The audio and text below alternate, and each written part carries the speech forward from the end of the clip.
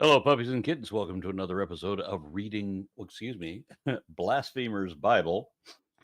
And we have the usual assemblage here, although Lawrence is no longer located in his original catacombs. He's had to move the earth of his home state into this new location, somewhere in London, I think it is. Yeah, right next to Isaac, actually.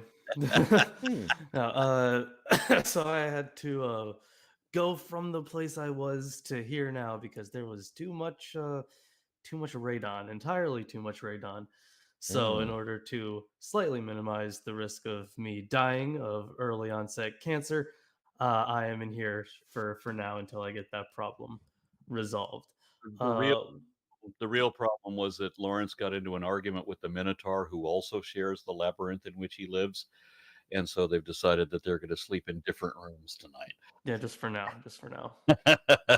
Was it over the emphasis on where to put behold? Should it be behold or behold? You see, Behold! actually, what we were arguing about was the Gordian knot and how to exactly untangle it. That's what we were arguing about. So I think I won that argument once I got rid of the Gordian knot. But just cut through the bullshit. Damn straight. Speaking of winning an argument, I'm just curious. Did anybody see the shitstorm clusterfuck debate that I had this last weekend? I did, unfortunately. Only the opening statement.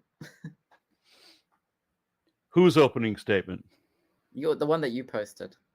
I don't. Oh, okay. Oh, so yeah, you that's didn't right. see my you opponent. Posted your opening separately from the rest. Yeah. Okay. Yeah, I did. I mean, I would post my opponents too, because I think it is important that somebody explain to this guy what he got wrong with that. Me and most of the audience had a hell of a time figuring out what the fuck he was saying. It took a little while to realize that he thought that if something exists and can be confirmed to be true, it only exists and can be confirmed to be true because somebody previously imagined that it was true and imagined the truth into it. That was a hard thing to divine from his argument, that truth doesn't exist until the brain creates the truth of it. And therefore, if a thing was ever true, then God must exist to have made it true. I think he was mostly asking, or you guys were mostly arguing about where the truth value of a statement comes from. Yeah. When you know that it's true, now you can declare that it's truth because you can demonstrate the truth of it. That was my position, but I'm using a colloquial definition, and he was using a made-up definition that didn't match mine nor the philosophical definition. So that's when Matt came up and said, well, according to the philosophical definition, neither of your arguments work. I mean, Aaron's using a colloquial definition, okay, fine, but you're using one that doesn't exist anywhere. Yeah, and you know, two rocks in space that you don't know about are still two rocks in space that you don't know about, even if you don't know about them. You don't have to know about them to make them two rocks. And your knowledge of them doesn't make the truth of it. They were already true before you said they were, before anybody thought they were, and therefore, but his argument was just, it was so confusing, nobody could get it. I had difficulty hearing because of the echo. I had difficulty reading because of the lights. So I could barely make out his argument at all. So that was my disadvantage. I don't know what everybody else's problem was. I heard that the only thing he did right was prove that his mic exists. He did definitely he did prove that extensively. That his microphone, yeah, and that it was black. Oh, okay. Well, that's what they're talking about in the comments. The live chat. And I was still. I literally messaged Aaron when this was happening, but Matt's debate, where it was this close to turning into a fight. Man, that was wild. Yeah. Yeah, when the Jake, one time James moderated.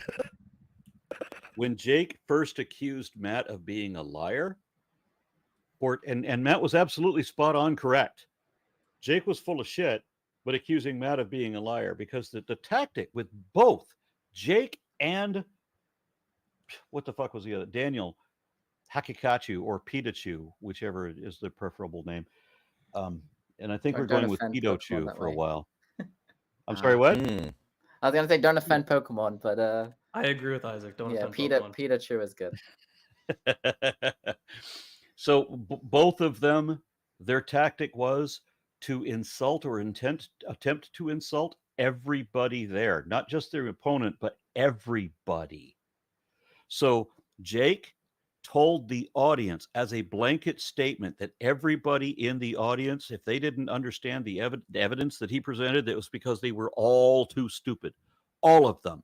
Everyone in the audience was too stupid to understand his argument. Everybody. You must have had a good I thought that was view. that's a perfect way to lose the debate, isn't it? Yeah. Nice view. If you go by the debate of, as you know, people go in and they put down who they think at the onset is going to prevail, and then see how many people change their mind as to who convinced me afterward. The guy who told us we were all too stupid to understand why he failed to present any evidence, I don't think he won. I don't think he did as well as I expected him to do. That's where I would expect that to be. And then Daniel just insulted everybody. Just cuz. Daniel brought nothing at all. Daniel didn't even pretend to have an argument. He just made up some stupid, insane shit, and then told everybody they were stupid, and not just stupid. He told them everybody that they looked funny. Not and just that. other What such Daniel insults. did was he made up stuff about a position that they weren't even talking about, and then of course once again defended child marriage. So and worse. So yeah, that guy sucks. New laptop. Yeah, nobody And he couldn't look up should anything. ever debate Daniel Pikachu ever again. That he should never have a format again. Although Anyway. I did actually kind of get a kick out of that debate with it was a David Wood and the other guy.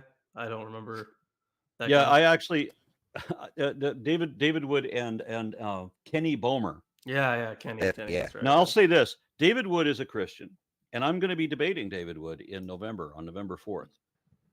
My apprehension about that is that I've seen David Wood debate a number of other people in person. I've been in the room when he's debated other people, and when he has debated other people, other believers, usually against Muslims, it's been the Christian versus Muslim debate.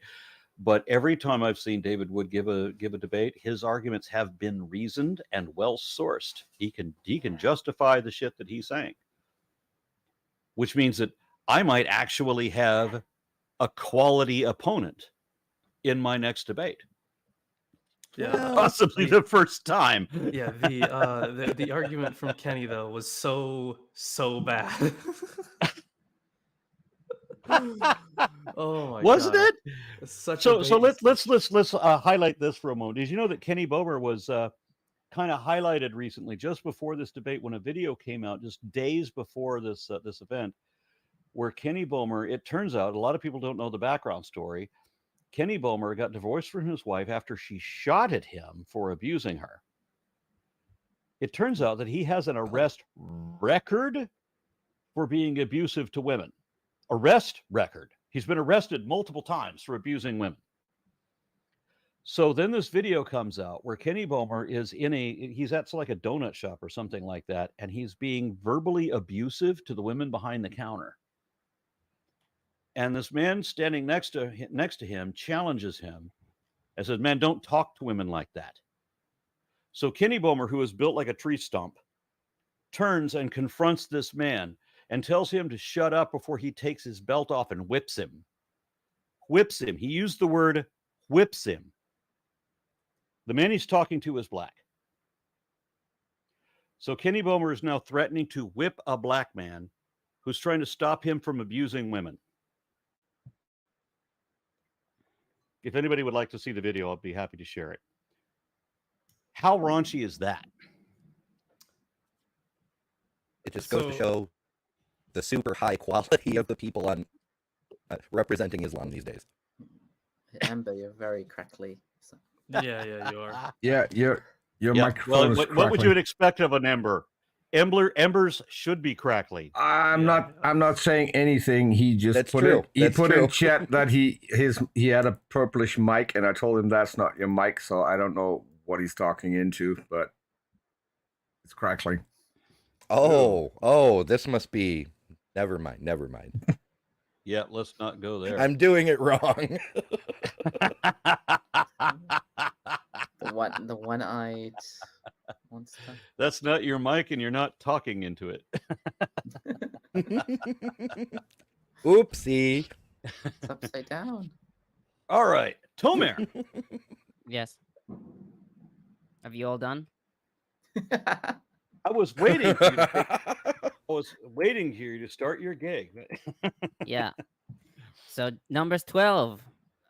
This We is have an an interesting. intro- yeah. Yeah, it's an interesting chapter because it talks about the Cushite woman and Miriam's leprosy.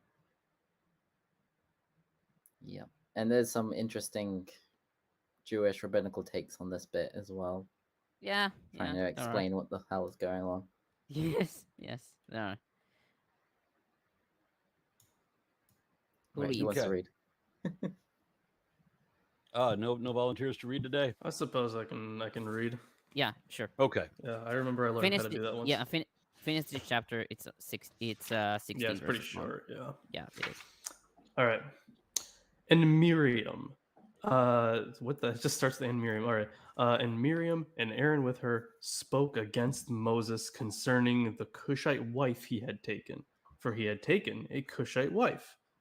And they said, "Is it but through Moses alone that the Lord has spoken? Has he not spoken through us as well?" And the Lord heard, and the man Moses was very humble, more than any person on the face of the earth. I am the most humble person there is. Nobody I is love that. more humble than me. I love Nobody's more humble. that. Yeah. That is, oh man, that is so funny. And the Lord said suddenly to Moses and to Aaron and to Miriam, "Go out, the three of you, to the tent of meeting." And the three of them went out. And the Lord came down in a pillar of cloud and stood at the entrance of the tent and called Aaron and Miriam. And the two of them went out. And he said, "Listen, pray to my words. If your prophet be the Lord's, in a vision to him would I be known, in a dream would I speak through him. Not so my servant Moses. In all my house he is trusted. Mouth to mouth do I speak with him, and vision and not in riddles, and the likeness of the Lord he beholds. And why did you not fear to speak against my servant Moses?" And the Lord's wrath flared against them, and he went off. And the cloud moved off from over the tent, and look, Miriam was blanched as snow. And Aaron turned to Miriam, and look, she was struck with a skin blanch. And Aaron said to Moses, "I beseech you, my Lord, pray, do not put upon us the offense which we did foolishly, and by which we offended. Let her not be, pray, like one of the dead, who when he comes out of his mother's womb, half his flesh is eaten." And Moses cried out to the Lord, saying, "God, pray, heal her, pray." And the Lord said to Moses, "Had her father spat in her face, would she not be shamed 7 days, be shut up 7 days outside the camp, and afterward she would be gathered back in?" And Miriam was shut up outside the camp 7 days, and the people did not journey onward until Miriam was gathered back in. And afterward the people journeyed on from Hazeroth, and they camped in the wilderness of Paran. So, lots of weird stuff there. Very Yes. bouncy story, going from point A to point B in a split second, it seems. Yeah. Teleportation. Yeah. What translation are you using? Oh, this is Alter's version. Yeah, because like it's I know very It always I know it throws says me like off. pray a lot, right? Like I get it's that. very literalistic, and yeah, the It pray is, is yeah. the like I beseech you sort of thing. Yeah, Exactly. Yeah. on verse 1 about Miriam and Aaron began to talk. The verb for talk, tedaber, is in the feminine singular.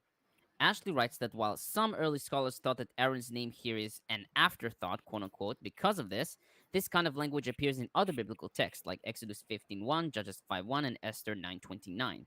According to Milgrom, this indicates that Miriam was the principal instigator of the gossip and would therefore account for the fact that she was the only one who was punished. And about the Cushite wife, throughout antiquity, commentators debated whether the Cushite wife was Tzipporah or not. Those who claimed that she was Tzipporah wrote that either Cush was in Midianite territory, like Ibn Esra, based on Habakkuk 3:7, or that Cushite is an adjective which means beautiful. For example, Targum Onkelos Sifrei Numbers 99, Sa'adi Gaon, and Rashi. Others, like Josephus in Antiquities 2:10, Targum Pseudo-Jonathan, Rashbam, and Bechor Shor, wrote that she was a different woman. Josephus, for example, identifies Cush as Ethiopia, like the Septuagint does, and tells of a legend that Moses went to war against Cush when he was still in Pharaoh's domain. After Moses won, the Cushite king's daughter, whose name was Tharbis, fell in love with him and eventually married him. Similarly, Rashbam wrote that Moses ruled over Cush for 40 years and took a Cushite woman as his queen. Levine and Milgrom write that the Cushite woman was not Tzipporah, with Levine writing that Cush designates the Sudan, Nubia, and couldn't refer to Midian. Yeah, there's certain possibilities on that, right? So yeah, of course, as you noted, Zipporah was an option there. Although on the last thing you said, I did want to point out. So this is from Bud. So he's like, in the section where he's trying to explain, why Miriam here, and he says that as a so he points out that in Micah 6:4, she, along with Aaron and Moses, are depicted as leader figures, and the description of her as prophetess in Exodus 15:21 may mean that she was a southern, and he uses the quotes here, southern Deborah, southern because of the tradition of her death at Kadesh. As previously argued, there may have well been an old tradition that she had contracted leprosy, but it seems that the essential composition of the story as one of opposition to Moses is to be traced to the Yahwist. So he places it in that. And actually, it seems like Van Setters doesn't trace it to the Yahwist, which is interesting. He argues against that, which isn't, well, I don't know if he actually argues against that. He just doesn't bring it up in his book at all, on his book on the Yahwist writings. So just kind of strange there. But yeah, that was the one note to kind of go off what Tomer said at the end there. Mm-hmm. Yeah, I was wondering, like, I don't even know what the literal reading of this bit means. Like, if you don't read this with any commentary, how do you read this? Which does it verse?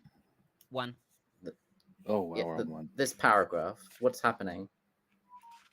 What do you mean? Like, so they spoke against Moses because of the Cushite wife that he took, and then they Yes, said, has God only like, spoken to Moses? They spoke to us as well, right?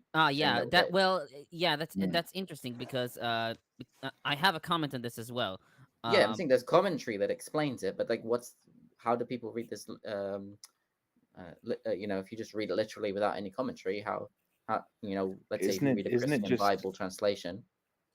Isn't it just unclear? Does he have a second wife or something?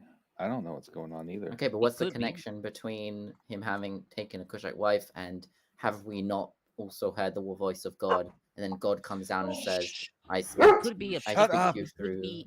It could be a pretext, or connected to the previous episode, or another claim that they made that is unrelated to it.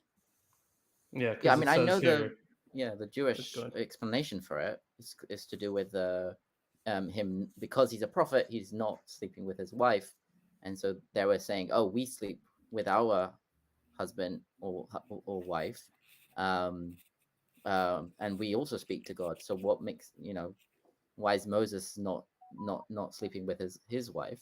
That's the sort of the Jewish story, and the connection to the previous story is based on that that Miriam found out about this situation because of the previous what happened in the previous story. I apologize for the dog going off without warning, as always.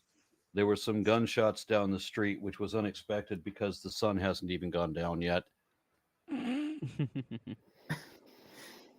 I have a comment about for he had married a Cushite. So Levine comments, the basis of the criticism by Miriam and Aaron is not explained, and there has understandably been much speculation on this subject.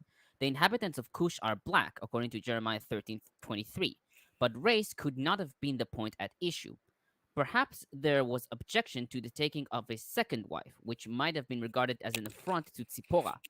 Genesis 31:50 gives evidence of such objection because Lavan insisted in his treaty with Jacob that the latter not take additional wives beyond Rachel and Leah, his daughters. Ancient Near Eastern marriage contracts often contain. Wait, did I hear that right? You can't marry and you already married 3 daughters. You can't marry anymore. I think we haven't really fully realized if it's 2 yet. I haven't. How many of his own daughters can he marry?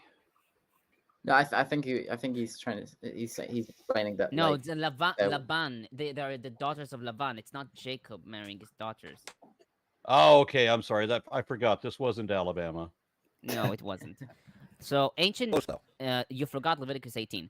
Ancient Near Eastern marriage contracts often contained provision that a first wife's children would be protected as heirs in the event the husband in question took a second wife during the mother's lifetime. That makes sense. At verse 2, Ashley and Milgrom write that this was the true reason for their complaint, with the previous one being a subterfuge that masked a struggle for power. Licht, however, writes that this was an additional complaint that had nothing to do with the first one. Milgrom writes, the tradition does exist that Miriam and Aaron were prophets, as is clear from Exodus 4:16, 15:20, and Micah 6:4. That Miriam and Aaron are Moses' Miriam siblings. can be a prophet? Miriam is a prophet? She is. Yeah, Yes, she was listed as a prophet. Yeah. Yes, she is called a prophet. I don't remember exactly. I think it was 15:20. Yeah, 15:20. And the scholarly idea that she's like a southern Deborah is because Deborah Devorah was one of the major prophetesses in the books. I'll continue. That Miriam and Aaron are Moses' siblings also may have spurred their claim to prophetic equality with their brother. The divinatory profession is known to have been handed down within families, especially among the early Arabs. That this familial prerogative is herewith denied may also be part of the prophetic revolution within Israel. Beginning with Moses, prophecy is an individual, not a group phenomenon. On verse 3, Nachmanides writes that this verse tells us that God himself was zealous for Moses' sake on account of his humility, since he would never pay attention to injustice meted out to him, even if he were to consider it as such. And Ashley writes that it is unlikely that this statement came from Moses himself, at least if it were true. That's funny. And Ashley is the more conservative Christian scholar, right? You could say that. Yeah. Yes, he's the First Baptist. If I remember correctly. Yeah. I see. I found it interesting that there were no commentary, like no traditional commentary, asking the question, "Did Moses write this?" Yeah, I didn't. Me neither. It wasn't an issue for them. Yeah, I mean, while early translations render anav here to mean meek or humble, Levine, citing Gray, writes that the word means humble before God, based on Zephaniah 2:3 and Psalms 22:27. Yeah, and it's also possible the word kind of also has like an implication like meek, right? As well. So if you were writing about yourself and called yourself meek, maybe that is kind of a humble thing to say. I don't know. Okay. Verse 4. At once. In Hebrew, it's pitom. Bechol Shor writes that God wanted to prevent Miriam and Aaron from saying that Moses complained to God. Ashley writes that this word is frequently used to denote an imminent invasion or judgment without warning, as seen in Isaiah 47:11, Jeremiah 4:20, Job 5:3, etc. This could also indicate that God spoke whilst they were speaking about Moses, as Rashman renders, or unexpectedly, as Ibn Ezra and the Maimonides render. Targum Pseudo-Jonathan and the Vaticanus Septuagint omit this word. Yeah, there's I think it's Rashi says that it means that he spoke to them while they were in a state of uncleanliness. They were unclean as a result of marital intercourse. So they had just had sex and they hadn't washed their hands yet. And then the God spoke to them to show, like, you see, you're having sex with your husband and wife. It's problematic if you want to speak to God, like, all of a sudden. I kind of feel like so I was reading through at least a couple commentaries here. It seems like the only purpose of Miriam here, obviously, is to stand in opposition to Moses. And the author is like, well, here's what you get if you stand in opposition to Moses. So it's a very clearly like a solidification of like I guess you can call it like a Mosaic religion, right? Like one where at this point in time it would have been, and of course this point in time, probably post-exilic, would have been definitely would have been monotheistic at that point in time. And when you're talking about these different prophets, for example, and in this case a prophetess, this would be this would be putting Mosaic prophecy up on that pedestal higher above the others. And because Miriam would have already been seen as a prophetess, then I guess she was chosen for this position. But it is interesting that they still made the point of it being over this Cushite wife idea. Maybe potentially. Verse 6, when there is a prophet among you, I, the Lord. In Hebrew, it's Im Yihye Nevi'echem Yehovah, which literally means if your prophet will be the Lord, which is a bit odd. Milgrom comments, some, like Ibn Ezra, interpret it to mean if your prophet is of the Lord, citing Psalms 45:7, 2 Chronicles 15:8.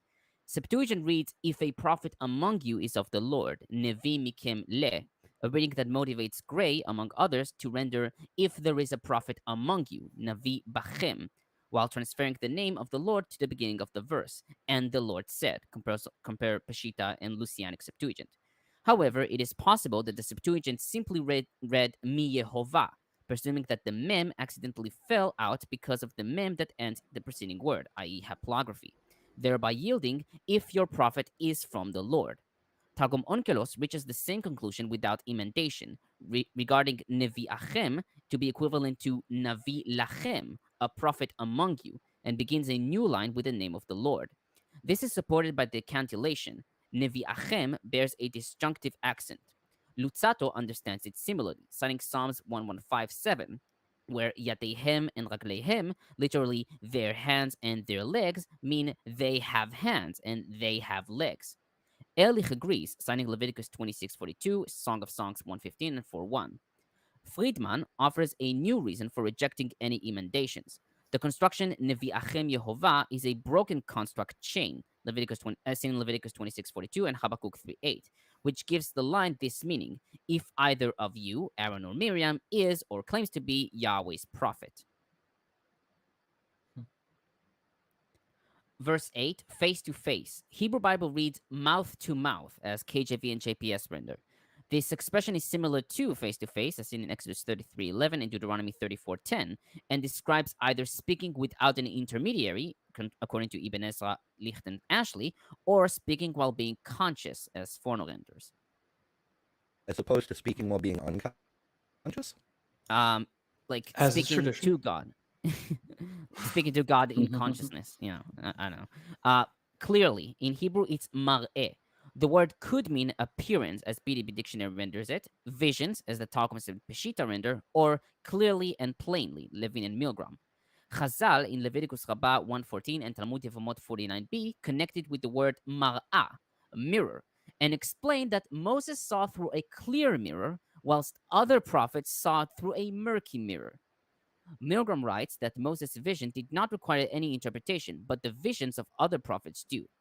Licht proposed that this, along with the no riddles, is directed against the visions that Amos in 778, Jeremiah 1:11f, or Zechariah 1:7 saw. Okay, so every time God appears to someone, he petrifies them and appears to them in dreams, but Moses had a mirror, so he didn't get petrified. Is that what you're saying? I Oh, guess. it's Medusa rules. Yeah. It's more of a Harry Potter thing, but whatever. The basilisk. The form of the Lord. Hebrew it's Temunat Yehovah. Septuagint and Peshitta render the glory of the Lord. Traditional commentators like Rashi ibn Esra Chizkuni wrote that this refers to the back of the Lord, as seen in Exodus 33:23. Ashley writes that the word Tmuna appears 10 times in the Old Testament, and in most cases describes the visible manifestation of Yahweh. He writes, therefore, that the form of the Lord, quote unquote, is a poetic description of personal communication. Verse 10 So- became... Sorry. Hold on. The glory is the backside. There's so many things I want to reach for there. Yeah, I'm what is in trying the not Jewish to. tradition, they had to kind of retrofit this idea that God is so, holy and detached that even Moses could only see the back of God. Yeah, I mean, in Exodus 33, it already talks about... Yeah, Aaron, when you're he went in the muted. crack and stuff. No, that Exodus 33 talks about him God saying that you could only see his back and not his face, something like that. Which is So weird. God is saying, the word of God is saying that the God's backside is the glory. This is exactly like Captain America looking at his own ass and saying, that is America's ass. The backside is the glory. Gives a whole new meaning to the word glory hole. Sorry. Yeah. That's one of the ones I was like, where does that term come Yeah. from? I wonder. I'm gonna bite my tongue on that though. The holy hole of glory. The holy of holies. Oh. You guys are filthy. The hole of holes. Okay. You guys are filthy. But I'll I mean, like, the continue. thing Sorry. is, yes, we are. You're not filthy enough. The thing is, yeah, God has had a form, this whole time, that only started to get polemicized against. Right. He's had a form this whole time that only started to get polemicized against. Of course, after we get the prescriptions, like like in the Ten Commandments, right? So, but throughout biblical literature, especially like the older stuff, we get references to, of course, and I think Peter's mentioned it before as well. Francesca's book, where she talks about the body of God. I gotta ask a question God just and anatomy. But yeah, for it's objective everywhere. verification. Yeah, I gotta ask a face, question. hands, all that stuff. Wait, He was pictured. wait. He was anthropomorphized, almost as if we made gods in our image. Weird. Yeah, I got to ask a question just for objective verification, just because since you have said God has a form, is that form straight? Does it lean to the right, or is it one of those that curves up? I think it's the superior form. I think ultimate I think she creation. has 3 chapters about his penis. I'm not entirely sure, but at least there's a Who lot. said I was talking about his penis? You guys are so dirty-minded. Yeah. Europeans. Europeans. I think P-Town is away from the keyboard.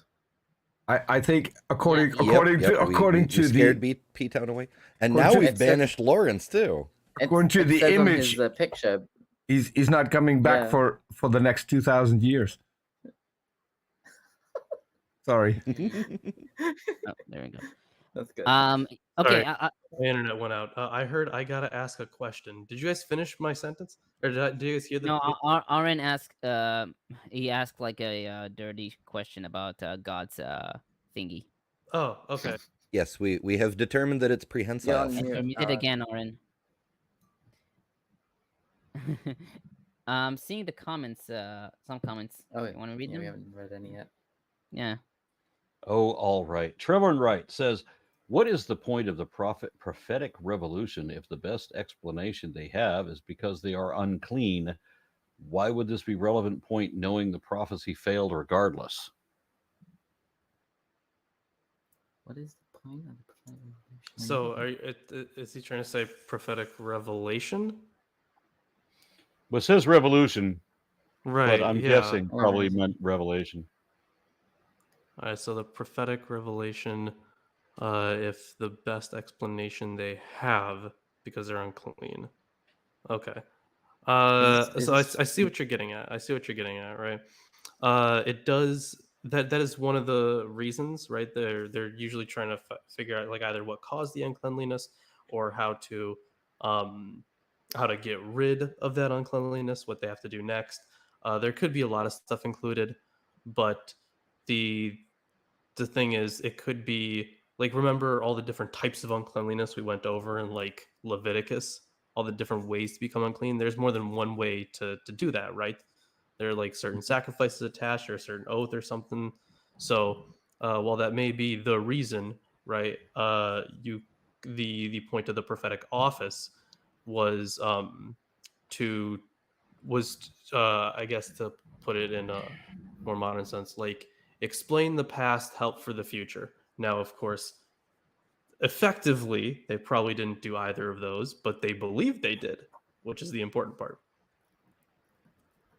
And then Minute Rights offers $6.66 and says, this show has taken a turn for the perverted. What a nice way to have a laugh at this book. Well, some This channels book, in here don't to you keep it mean sensible? these books? No, these nuts.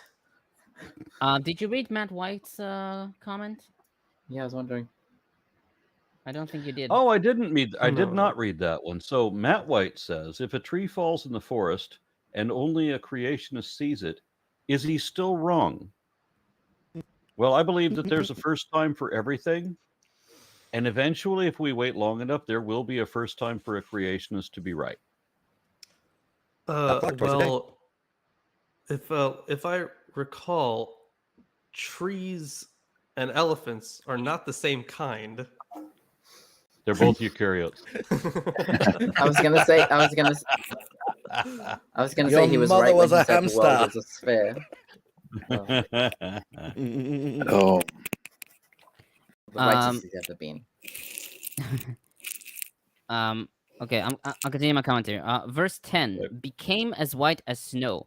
The Hebrew Bible reads kasheleg, like snow. Kashaleg, sorry. Ashley writes that the whiteness of the disease is a judgment by reversal, since the Cushite woman probably had a very dark skin. Milgrom, however, interprets the snow-like feature of the disease as flakiness, as noted previously in Leviticus 13:13. Chazal in the Talmud Sotah 15a and Shavuot 8a concluded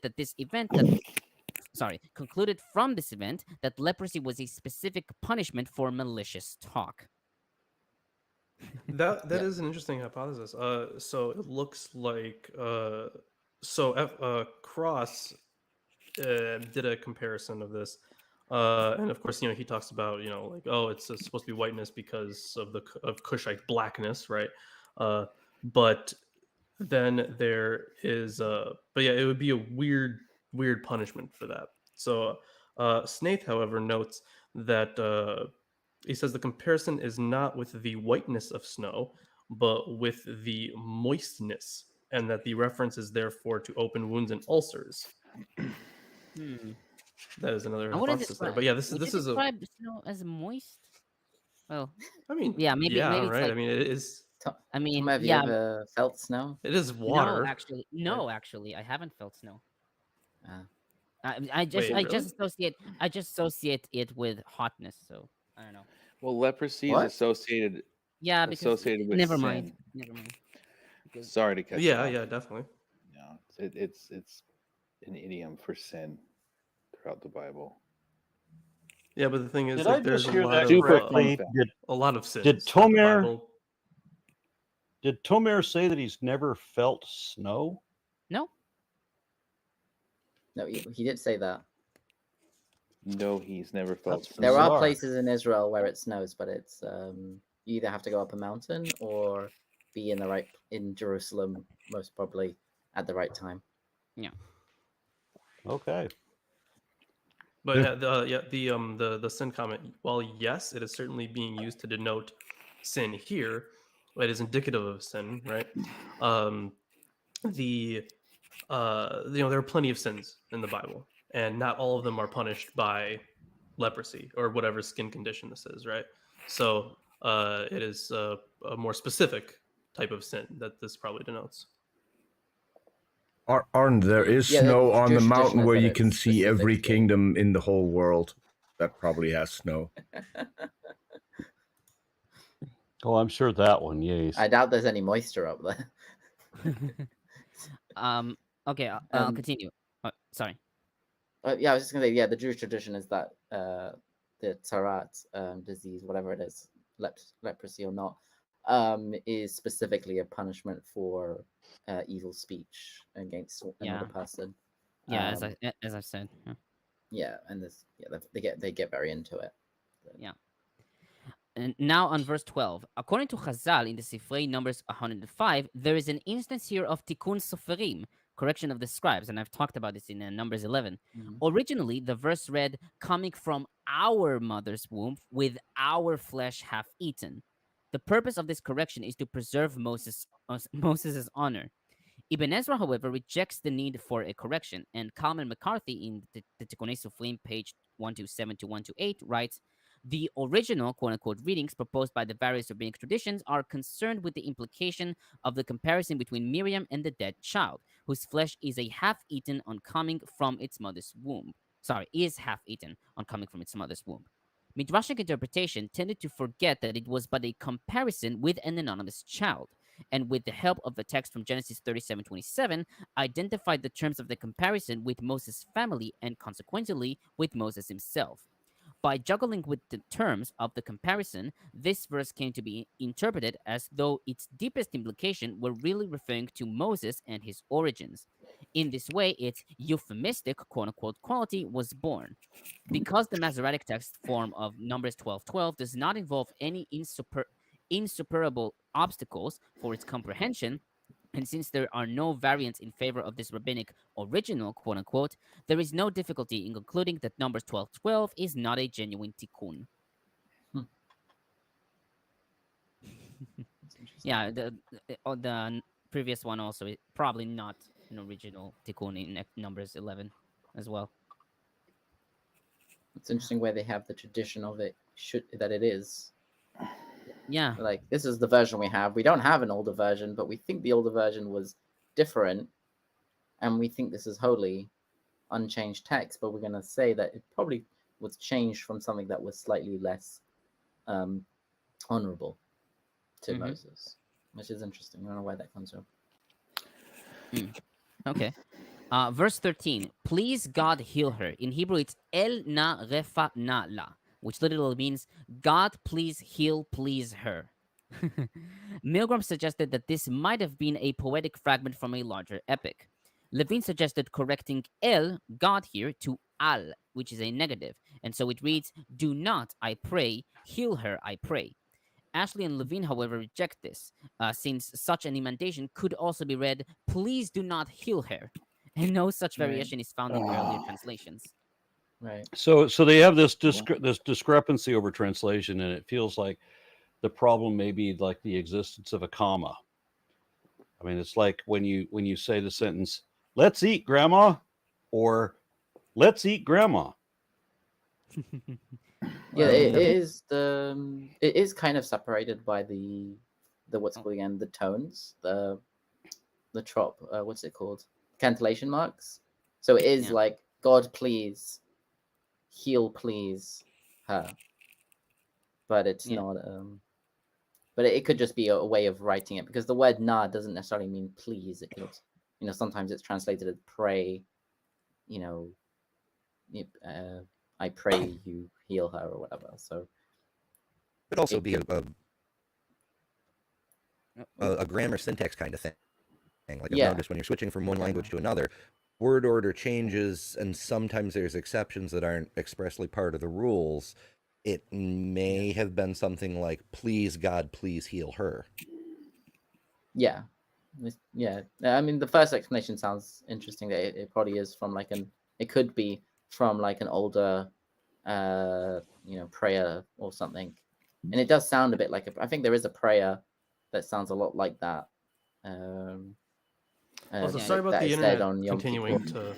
to fuck up, because usually I have an Ethernet plugged in, but I don't have that in this room. So Yeah, you know how I feel. bad all the time. Not all the time, but sometimes. Oh, Okay.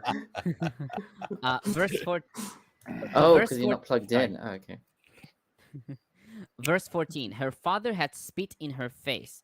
While the Targums, followed by Rashi, read her father Rude. was angry at her, Mhm. most early translations read it plainly. According to Avishur, spitting in the Bible was considered a shameful punishment, as seen in Deuteronomy 25:9 and Isaiah 56. Milgrom notes that in the ancient Near East, magical powers were attributed to spittle. Cross-reference in the Bible where Jesus spit, or in I forget which gospel, but he spits in someone's eye and that heals him. Germs are Yeah. magic. He spits in the Yeah. dirt first and then rubs it on him. Yeah, that's a lot Important better. I don't think Important Jesus note. was like some witch with her spittle in his pot Yeah, of so I just the Jewish scholars bones. on this admit that Adam was created as a golem spell. They admit a number of magical things, like that blessings and curses are positive or negative enchantments. And here they say that there's magical connotations attached to spittle, so that spitting on somebody is effectively casting magic against them. Depends on how you do it, but yeah. Well, I think Thomas said that it was a Near East thing, no? Yeah, It was an ancient interesting Near thing, East. yeah.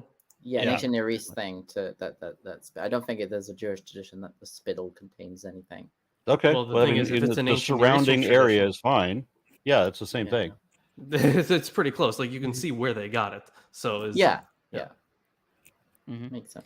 All these witches coming into the sacred lands. So you think And- Jesus sorry. got it from the witches of the Near East? No. I think that was a practice that was probably used for a while without the advent of medicine. So yeah, of course he did. He utilized the practices if he did any, or if he even attempted to do any kind of healing. Then he Also, just healers utilized the went practices of the time. witches. When the Bible speaks Yeah, about yeah. witches and witchcraft, it's specifically talking about specific types of Yeah, they're specifically talking about non-Abrahamic. demonic based Yeah, there's- powers. So he wouldn't be a So witch. a in healer that wouldn't sense, be a but- witch in the same sense that we Right. would call. Yeah, there's a But big didn't conflation witches over also- demonic witches and healers who live at the edge of town in a hut all by themselves. They grow their herbs and make poultices and things. That's a character. Oh, they're a witch. Yeah, that's Yeah. there's witches like we consider them now, the pagan sorts who are just into nature. In the old days, many of them were just the village healers who didn't subscribe. They didn't do what the priest said because they had their own thing going on. Right, And so it was they a, were it was a horrible. later Christian idea that Yeah. these were witches that were using demonic powers. Exactly. Because the culture had to develop to a point where there was such a thing as female healers and stuff that were doing it, and then it became, oh, this is a problem according to the Bible. But actually, I don't think the Bible only talks about specific types of magic. Yeah, as you being have the forbidden. Witch of Endor, and then you also have she's that you should not permit a sorceress to live thing. right. But Yeah. in that case, what is a sorceress? I think Right, it's yeah. normally talks about like specific types of necromancy and Mhm. divination. Right, but the thing is, that Yeah. would all like I would definitely put divination stuff under witchcraft, right?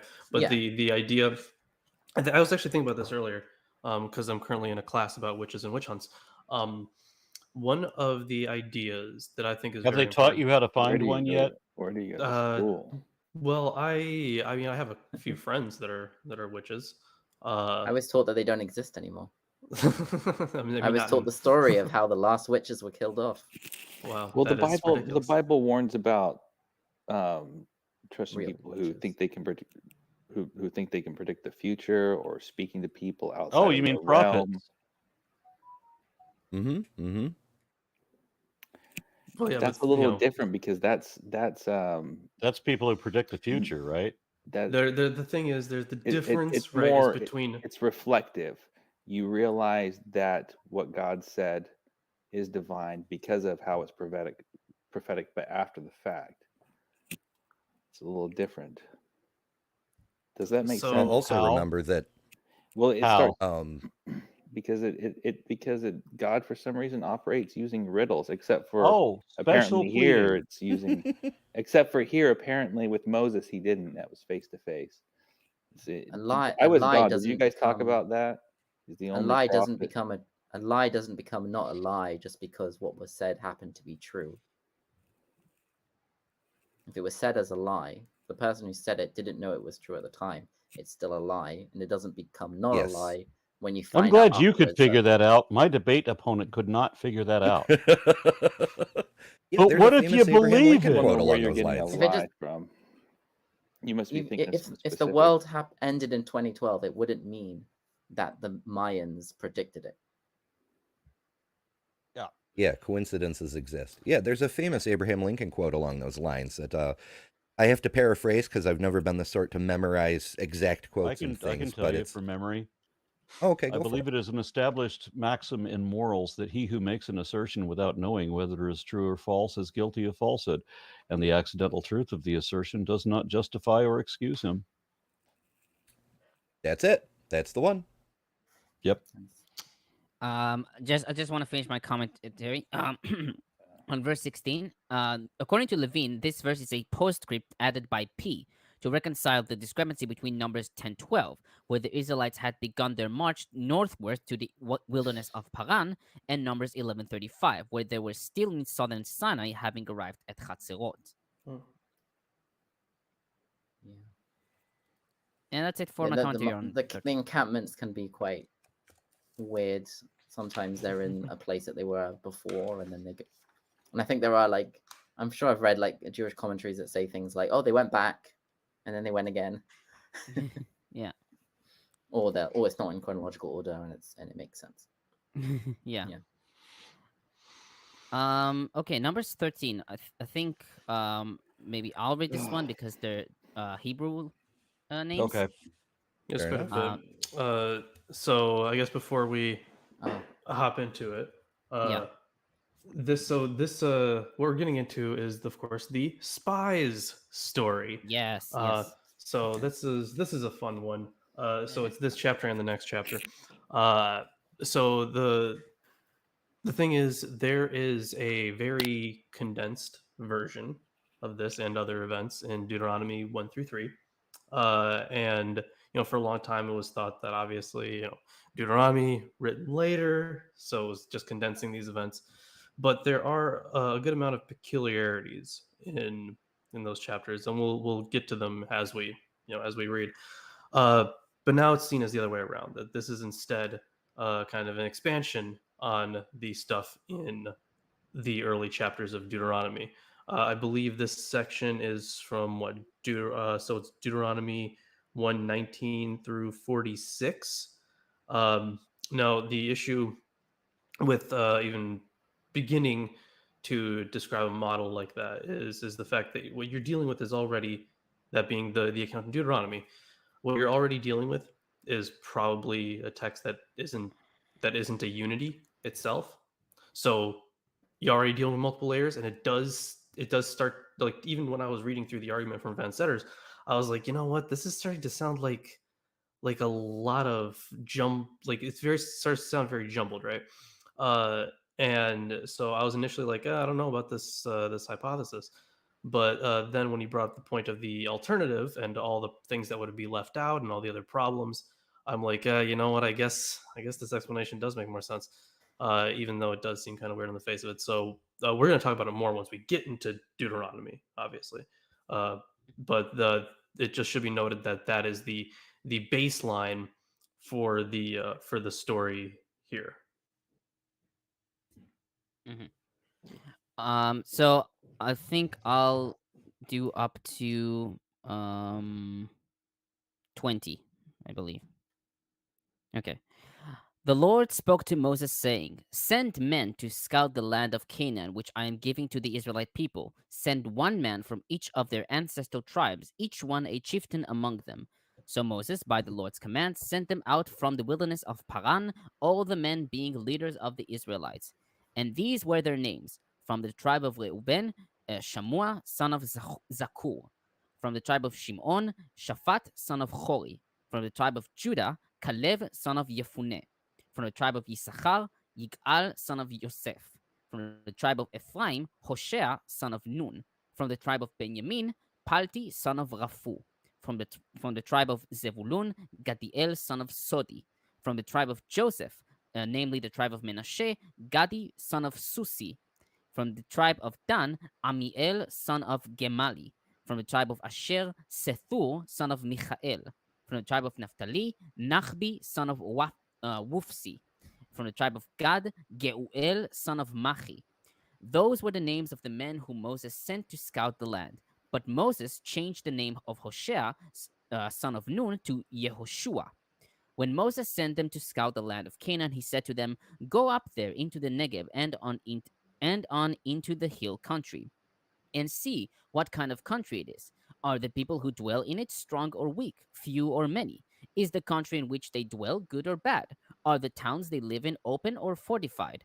Is the soil rich or poor? Is it wooded or not? And take pains to bring back some of the fruit of the land. Now it happened to be the season of the first ripe grapes. Okay, so first off, I'm curious about that name change thing. It's just kind of thrown out there. Like, by the way, Moses changed his name. Is that a common thing, or is that like a special power Moses has? Oh, Or... well, I mean, No. like a name change thing. Yeah. That's literally just for like, oh, here's basically like the new, like your new master. Yeah, God, for example, gives Abraham his name. Originally, his name was Avram, and now his name is Avraham. And for Sarah, originally she was called Sarai. And Jacob, he was named Israel, although it's interchangeable. Like, right, he's called both Jacob and Israel. I mean, but either way, possible. it's like, because that was a very common thing that kings did to like vassal like rulers or satrapies or whatever. Like, they would rename that person because it's like, well, I got to name you, like I'm your dad now, kind of thing. Yeah. Yeah, Yeah, it but it just is it interesting sticks out because how it's just the one, you know? he's called. We've seen him being called Joshua before. So Sure, yeah. I wonder if this is a case of there was a list of names. One of them was Hoshea ben Nun, and they were like, "Ah, that's Joshua." So they Yeah, added like him. close enough. Yeah. So that's like probably to identify him with one of these characters. right. But it could have been like this could have been from a tradition that didn't include Joshua as a character, and they were like, okay, let's add him here. We haven't mentioned him since. We just mentioned him in the story of Meldad, and what was the other guy? Yeah, Eldad and Meldad, whatever the prophets in the camp. Yeah, Eldad and Meldad. Eldad and Yeah. Islamic commentary. Verse 1. The Lord said to Moses, Milgrom comments, according to the tradition recorded in Deuteronomy 1:22, 23, and 37, the initiative to scout the land stemmed from the people, not from God, constituting a breach of faith because God had already scouted the land. Hence, since Moses approved the expedition, he was condemned with the people to die in the desert. The Samaritan Pentateuch conflates the two traditions by inserting Deuteronomy 1 verses 20 to 23a at the head of Numbers 13. Others, like Ehrlich and Nachmanides, would suggest that Deuteronomy transfers the initiative to the people because they did not want to attribute the failure of the scouts to God. Most likely, the Torah reflects two independent traditions. And verses 4 to 15 about the names, Ashley comments, there is some question as to the order of the tribes in this list. As it stands, the order of chapter 13 is unique in the book, and it is not easy to see the logic by which it was constructed. Of course, this point does not militate it against its originality. If one assumes that verses 10 and 11 originally followed verse 7, then the only difference between this list and that of 1 verses 5 to 15 is the order of Ephraim and Manasseh. Though there is no textual support for this change, Gray, among others, proposes that it be made on the basis of the unique separation of Issachar from Zebulun and Ephraim from Manasseh, and this seems reasonable. The Levites are missing from all such lists in the book of Numbers, and the tribe of Joseph is divided into Ephraim and Manasseh to bring the numbers of tribes back to 12. It should be added that Levi is also specifically for guard duty in the tabernacle rather than military service. See 1 verses 47 to 54. And about Joshua, the rationale for this name change is not given. Rashi, based on Talmud Sotah 34b, comments that Moses prayed for him, saying, "May the Lord save you, Ya Yoshiecha, from joining the council of the spies." Rashbam comments that the name change indicates a change in status, much like Joseph in Genesis 41:45 and Daniel in Daniel 1:6. Ashley and Levine write that the last part of verse 16 is a later gloss, intended to identify Hoshea with Joshua. Licht notes Licht notes the writer's decision not to correct Hoshea's name to Joshua in the list, perhaps to preserve the originality of it. One interesting thing is the name Yehoshua. It means God saves, right? Or Yehovah. Sorry? A desire of salvation. Desire? And then by prefixing the name of God, it means divinely appointed. Head of salvation. Why does it mean desire? Why does it mean desire? Yehoshua, the latter is the being Yehoshua. It's a variant of the former that bears the theophoric prefix with the meaning God saves. God saves. Right, God saves. And then, like, Jesus is actually called, at the time of Jesus, the more popular name wasn't Yehoshua, it was just Yeshua, which means like a prefix, savior or saving, rather than like the Lord saves. And it seems to be that they are the same name, and it's just a later version where it lost the hey. So it still kind of means the Lord saves. It's got the same meaning, but by losing the hey, it kind of looks like the word that just means saving. Yeah, back in the 80s, I remember seeing a bumper sticker that kind I of loved. a little bit of both, right? You know, kind of like the Trinity, right? Well, back in the 80s, I remember seeing a bumper sticker that I loved. It said, "Jesus saves. Gretzky gets the puck. He shoots. He scores." I remember that. And finally, in verse 20, it was the season for the first ripe grapes. Levine comments that this is most likely an added gloss meant to identify the time of the year, late summer, when the mission started. Okay, I'll continue reading. They went up and scouted the land from the wilderness of Tzin to Rehob at Levo Hamat. They went up into the Negev and came to Hebron, where lived Achiman, Sheshai, and Talmai, the Anakites. Now Hebron was founded 7 years before Tzoan of Egypt. They reached the Wadi Eshkol, and there they cut down a branch with a single cluster of grapes. It had to be borne on a carrying frame by two of them, and It's a lot of grapes. and some pomegranates and figs. That place was named the Wadi Eshkol because of the cluster that the Israelites cut down there. At the end of 40 days, they returned from scouting the land.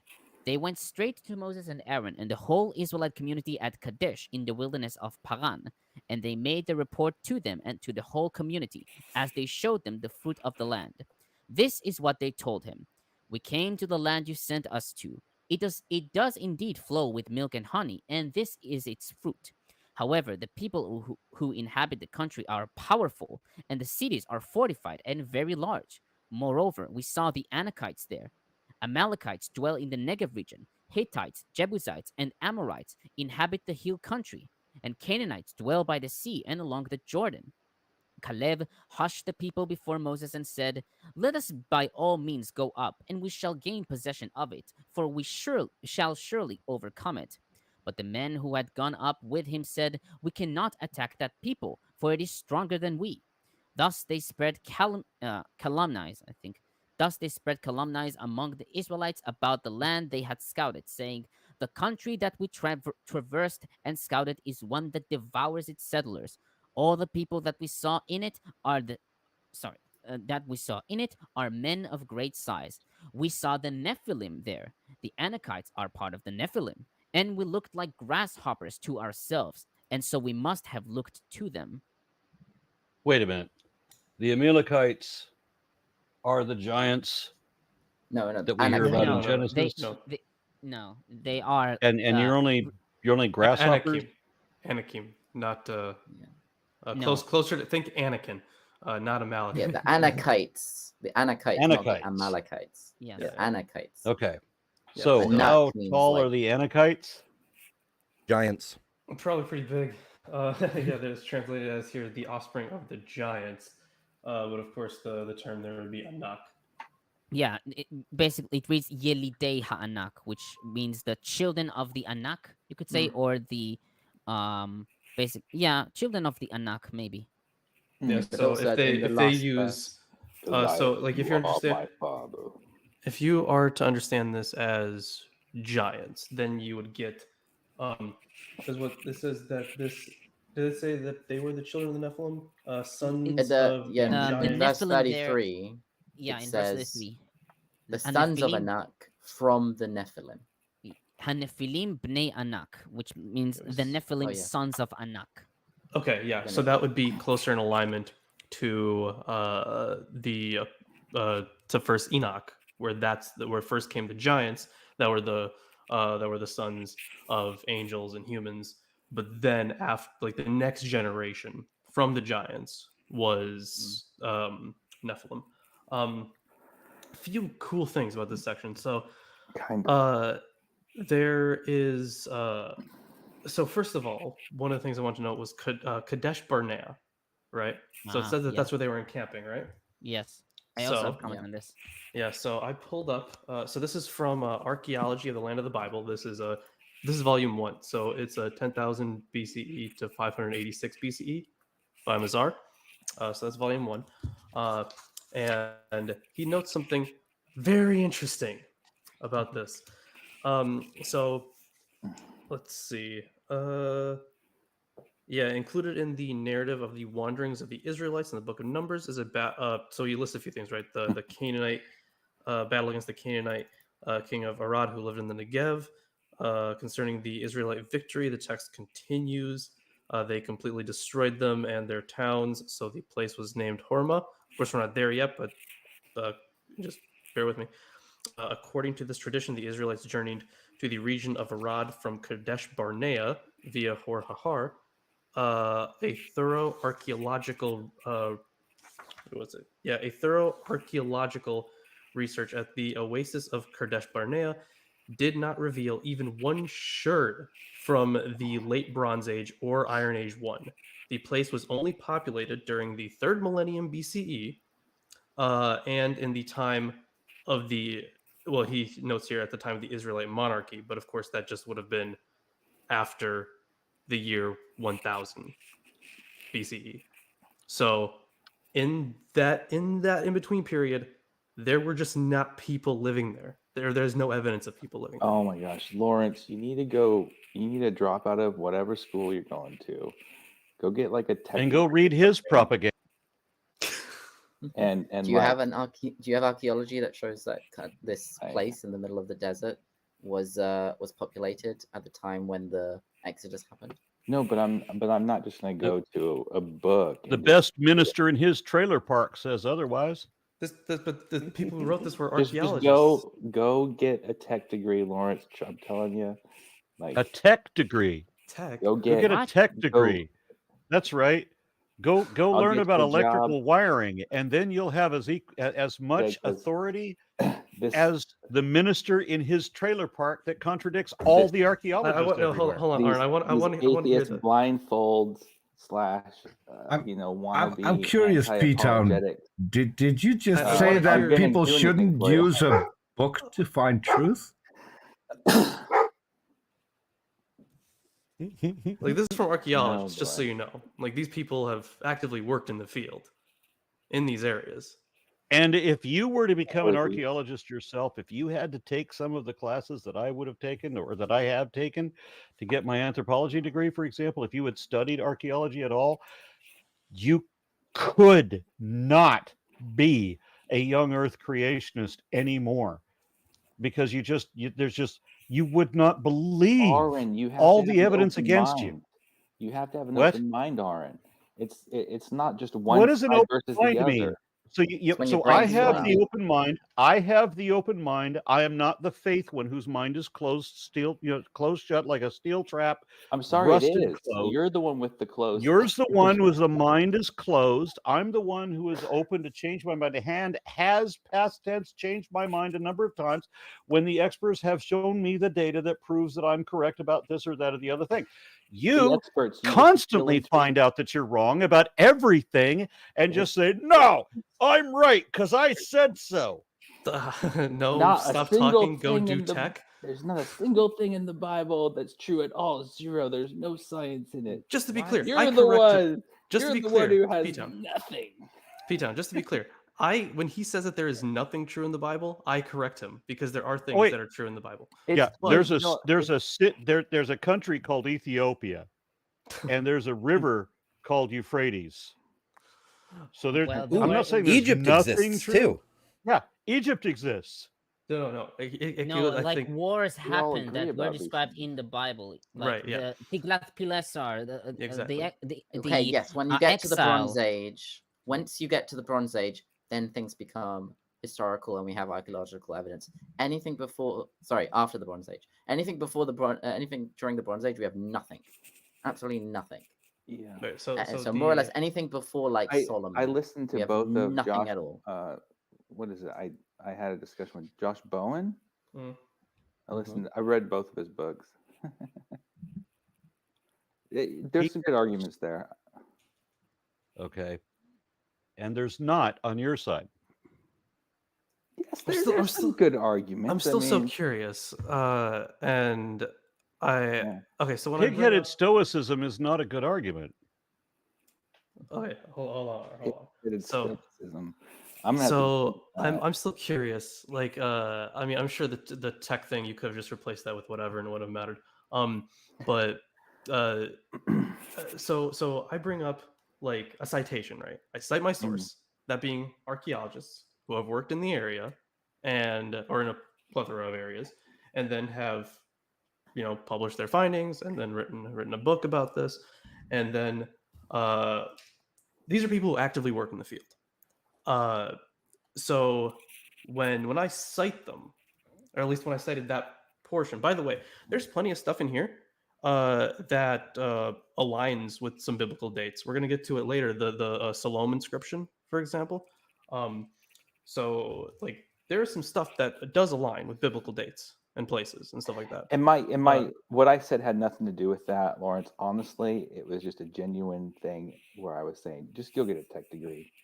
Right, but mean, why? like, because I want it's- you to be successful and happy instead of getting tricked into these contrived fables that I see you going into. I don't know anything about that particular book, but from the things I do know about when we talk about them, I gotta say that it's you're aligning yourself with an agenda that has a motive instead of Wait, what's the And motive? you're not?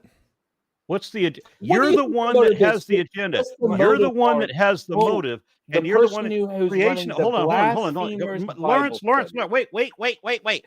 Creationists always, only, ever project everything they're doing onto other people.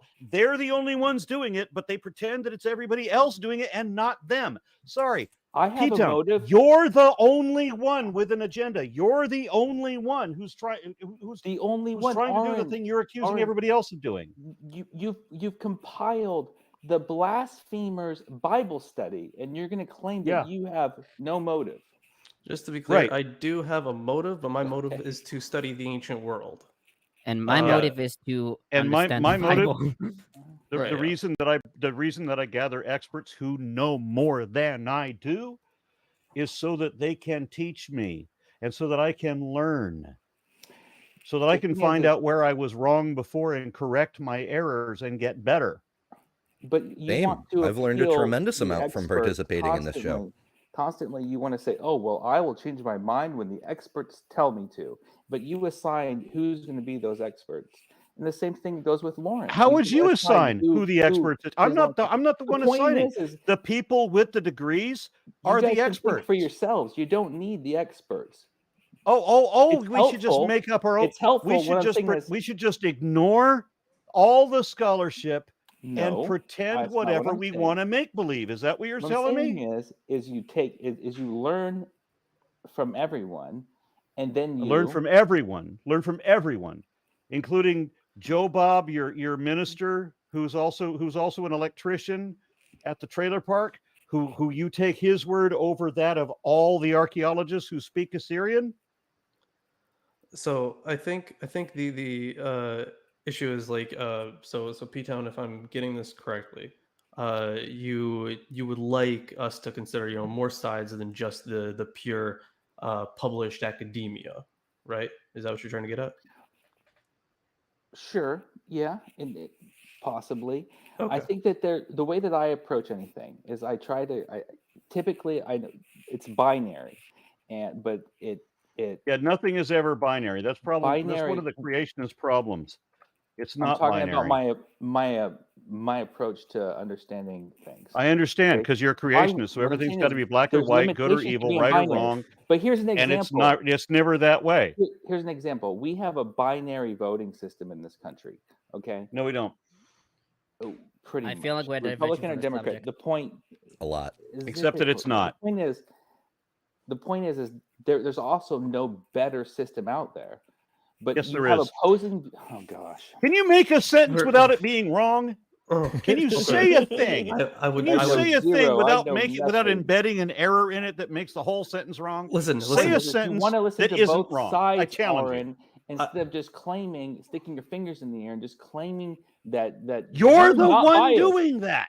You're No, the no, one no, no. sticking your I'm- fingers in your ears. I have You're the no one whose objection every to his sentence is Lawrence's wrong. book. I just think that you know what?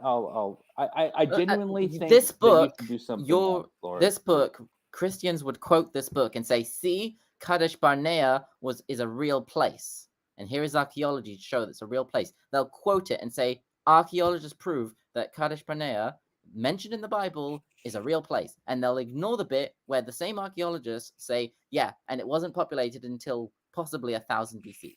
Which is way after the Exodus. Yeah, and also in the third millennium BCE. So it was populated beforehand. There was a period of time where there was nobody Oh, there, that was and it. then Oh, it okay. became repopulated. Yeah, But but I think we the- always need to remember that we're talking about dirt, and we're talking about stuff in the ground, and that our ability to recognize what really was then is limited, and that we should consider alternative views. see, while I consider agree, Alternative views. That's And it. what would Well, the alternative views be? hold on. While I if the agree, All experts views, who know, all views are alternative views. while I yeah, agree, if all the experts who know how to Again, evaluate what you call dirt, right, can show all of this evidence in what you call dirt, and all you see is dirt, and all your alternative sources see are dirt, but they all have an agenda. They all have this motive, which is to make believe something that isn't evidently true. Then you should just believe all the trailer park idiots, the people without degrees, people without knowledge, people who don't speak any language, who think that the King James Bible Who are is you older talking than the about right now? Torah. You talking about me, Aaron? Do you think I'm just following some trailer park? Oh, I get it now. You're referring to Kent Holmes. Do I think that gotcha. you are doing the thing The that you're point- advocating that we should do? Yeah, I think What you're I- doing the thing that you're telling You're us to do. assigning Yeah, me. You're assigning me. yeah, you're the one that wants to say, let's listen to all the views, the educated and the ignorant. That is what you're saying. And we should just ignore the scholarships, because what do they know? I don't Let's think he's just saying to believe. I'm ignore. not. It's the content, not the person. This is what the Bible teaches. It's the lowly. It's the people that you despise. Like the Bible talks about how God reveals Himself through the lowly. see, So, here's so, the thing. so my point is it's I have to consider that Because too. wisdom is foolish and only the fools are wise. Yeah, I get it. So hold on. Stuff, So, yeah. And you know what? Maybe it's true, Aaron. Maybe it is. And quite frankly, I want it to be too. Or definitely not. here's the thing, though, right? So I understand what you're saying, but the thing is, it comes down to if we want to have a more accurate reconstruction, if we want to be more confident in our reconstruction of the ancient world, we should look at stuff that has been peer reviewed. So, people have had chances to call it out or just say this probably shouldn't be published or whatever. And we should be looking at stuff that, probably more recent stuff too, depending on what it is, right? On what field it is. We have to consider the fact that there's, like a half-life of knowledge in each field. So like, you're not going to like find me quoting like Albright or something. How do I put this? While I understand the want to like listen to like those voices that are unheard, those voices that are unheard are also, in this case, unknowledgeable. They might feel a certain way, and if I would like to know how they're feeling or their own, if I want to know their own theological framework, how they feel about something, how they interpret something biblically, I will ask them, because no one knows more about their own theology than they do. So I will definitely ask them. And then that way you can get like a good idea of like, oh, here's what this general population of Christians, for example, believes on topic X, Y, and Z. Because that you ask them. And then you have a general trend of their of the cultural milieu of the time. And that's very useful. In this case, when we're talking about archaeology, the people, because this is, it's more than just, dirt. Like there's a methodology for this. There are different ways of dating things. You have to I mean, there are different ways of determining what the proper what's it called? Is it seriation? Or there's another word for it. But you use relative dating methods, you use absolute dating methods. There are lots of methods you can use. But the thing is, after a lot of critical thought about how to look at stuff in the ground, an entire field has been born, and it's been improving because we've improved tools both outside and inside the field. But I think like when I read Dr. Josh Bone's books, a lot of it I thought was very sound, and I think there's some good arguments there. I think we just have to be cautious of some of the predispositions that aren't all guaranteed to be true, which sometimes are used as supplemental evidence. You mean your own? Because it's a predisposition that definitely isn't true, but you're not going to be cautious of that one. You will not question that one. I always question that one too. Yeah. Then why do you always verify that this one is going to be true? You go in knowing that you're going to come out with the same opinion you already went in with. Nothing's going to change your mind. I don't think because so. I've got a book. I've got a book, and I don't question this book because the book says to believe whatever it says in the book, and so I believe the book. And I don't care what reality is because I've got a book. Anyway, Tomer's been. Did you make really P-Town British? I was trying to do Ken Ham, but I wasn't doing Ken Ham very well. Getting back to the text, interestingly enough, Kadesh Barnea is actually pretty close. Like, it's the other side of the Sinai from like the main parts of Egypt. So, like they would have been like, "Oh, we're about to enter the land already" at this point. So, I think we've skipped some time here, or. We did. I mean, we could extend it because of last time, but I don't know if it's possible. Okay, so I'll start my commentary. Verse 21, Leboch Hamat. This is usually identified as Libwe, located on the Orontes River below Ribla, on the southern border of the kingdom of Hamath.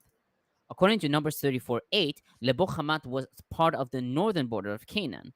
This led Levine to conclude that this verse is an insertion by the priestly writers to extend the scope of the reconnaissance mission. Yeah, and it's important to also realize that, like, it's kind of a weird situation here, because this is can be seen as like the first conquest story, essentially, or the first part of the conquest narrative, because from these chapters up until we get done with Joshua and stuff, it's a lot of conquest narratives. So this could be seen as like the first one for that. It seems to be that the priestly author would have expanded the Yahwist's spy story, where he moves like past Hebron, for example. So it seems like there are different layers here. The Van Setters does go into a pretty detailed argument for it, which I said, looking at it initially, I was like unsure about, but then it does make more sense as a model than the other possibility. But yeah, as we go through this, I'll point out a few things. So go ahead. Verse 22, Levine comments about the given names. Quote, the names of the Anakites associated with the Hebron area still elude certain identification. Aharon Kempinski regards both Sheshai and Talmai as Hurrian names. Talmai means great in Hurrian.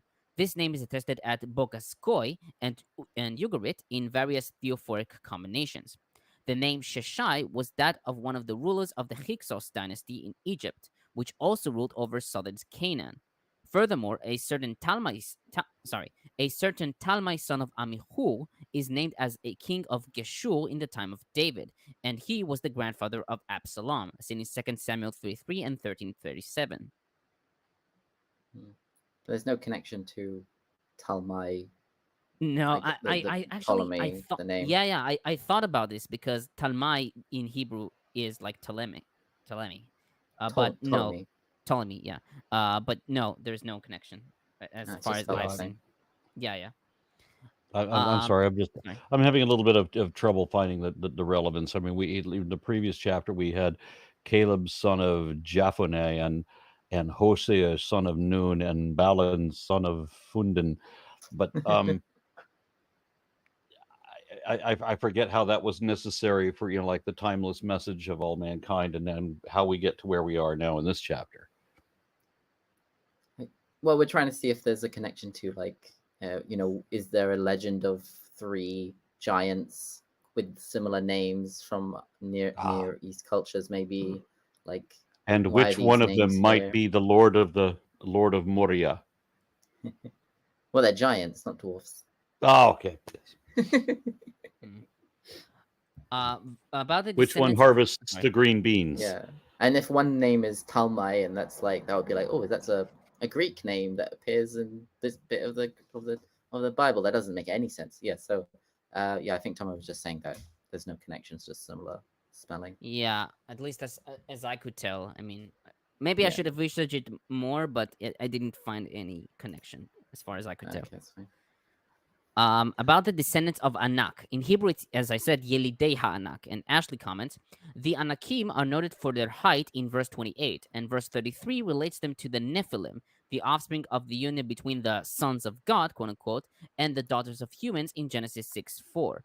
Most of the biblical evidence connects the Anakim with Hebron, although Joshua 11 verses 21 to 22 states that there were Anakim beyond Hebron in such places as Debir, modern Tel Bet Mirsim, and Anab, modern Khir Bet Anab, which are in the general vicinity, 12 and 15 miles to the southwest respectively, and as far removed as the cities of Gaza, Gath, and Ashdod, between 18 and 36 miles distant. End quote. Milgrom writes that the tradition of aboriginal giants possibly stemmed from the dolmens and the great size and strength of the Canaanite fortresses. There are dolmens in Canaan? No, but I think it originates from it. I think dolmens are like standing stones, right? Yeah. There are places in Israel that in Lebanon. Yeah, there are like Gamla, for example. There is a dolmen there, and other places. Yeah, I mean, in England we have, I can't remember, it was an island actually. They have the Giant's Causeway, right? the legend is that the giants built this bridge, or not a bridge, a causeway, between Scotland and Ireland or whatever, and then these pillars that we see now, we know that they're basalt pillars or whatever they're called, are a natural formation, but not so long ago, people thought they were giants built them. Yeah, because they have this cool hexagon formation, and they have right angles, and they're very straight, and it looks designed, so Yeah, and I guess if you live in a land and there's like dolomites and dolmens and what the other things, and you don't have a tradition of where they come from, you might invent, well, who else could move such large stones? Must have been giants. So giant's table. It's probably the name of a dolomite here in England somewhere. Now, what's it called though when it's like? Yeah, I think maybe that's called a dolomite. I don't remember. Yeah. Okay, about So'an. The Septuagint, Vulgate, and the Targums identify it with Tanis. And Milgrom comments, So'an, or Tanis, was rebuilt as the capital of Egypt at the same time that Jerusalem became the capital of Israel under David. Thus, it may not be an accident that the 7 years David reigned in Hebron before moving his capital to Jerusalem, 2 Samuel 2:11 and 5:4-5, are identical with the 7 years by which Hebron antedates the city of Tsoan or Tanis, in which case the verse is unrelated to the time of the Exodus. Rather, as the rabbis suggest in Tanchuma Shelach 1:8, it enhances the status of Hebron. That is, it is even older than Egypt's capital, Tsoan or Tanis. Verse 23, the valley of Eshkol. A man called Eshkol was an ally of Abraham and the brother of Mamre, according to Genesis 14, verses 30-24. The name Eshkol also refers to a cluster of grapes, as seen in this verse. Eshkol means cluster in Hebrew. Verse 26, about Kadesh. Licht comments, according to most texts that mention this event, the spies were sent from Kadesh, Numbers 32:8, Deuteronomy 1:19, Joshua 14, verses 67, etc. Its full name was Kadesh Barnea, and the texts usually determine its location at the wilderness of Tzin. According to our story, the spies were sent from the wilderness of Paran in verse 3 and returned to, quote, Kadesh in the wilderness of Paran in verse 26. It seems that this difficulty is resolved by assuming that there were two places called Kadesh, one at Paran and one at Sin, as Nachmanides suggests, or by assuming that there's no need to be precise regarding the names of the wildernesses of Sinai. This difficulty, however, gets worse, since Kadesh is the place where Moses and Aaron hit the stone in 20 verses 1-13, and from it they journeyed around Edom in 20 verses 14-22. It was difficult for the author of Numbers to accept the opinion that the spies were sent from Kadesh, since it goes against his approach regarding the wanderings. Therefore, he wrote that the spies were sent from Paran. Later on, one of the editors added Kadesh, since to his best of knowledge, the event happened there, end quote. Levine, however, writes that Kadesh here is original to the verse.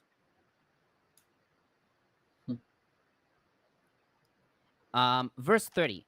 Before Moses. According to Targum Pseudo-Jonathan, followed by Sfono, Becholsho, and Milgrom, this was done so that the people might listen to Caleb.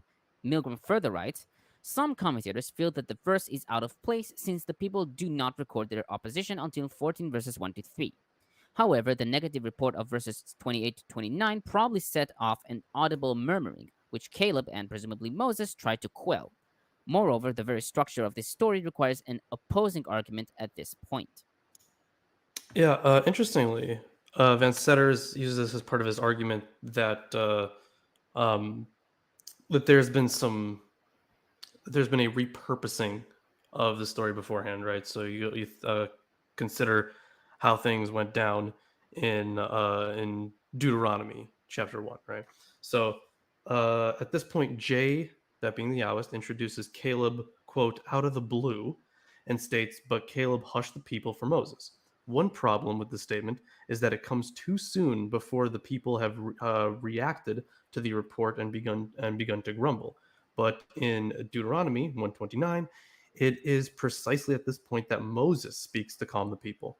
So it's clear that Caleb had been included in the account by Jay as a substitute for Moses, who makes no response.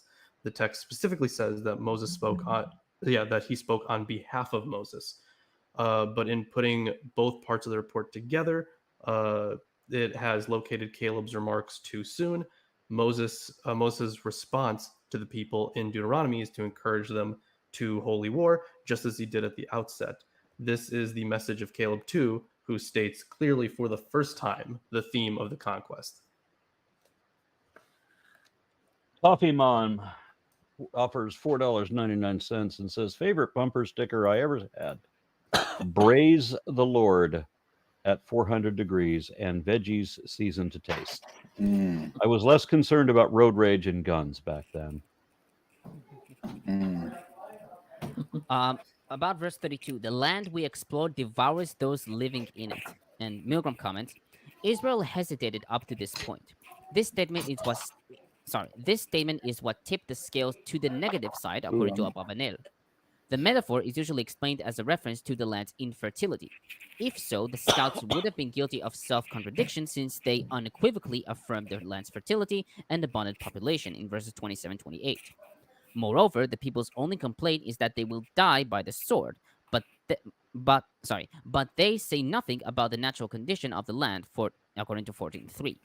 The same metaphor occurs in Ezekiel 36 verses 13-14, where the destruction of the land is clearly the result of the wars waged upon them. Compare also Leviticus 26:38. An Assyrian king proclaims, I destroyed and razed the city. I set it on fire. Thus I ravaged it. The Arabic cognate to eat also means to conquer.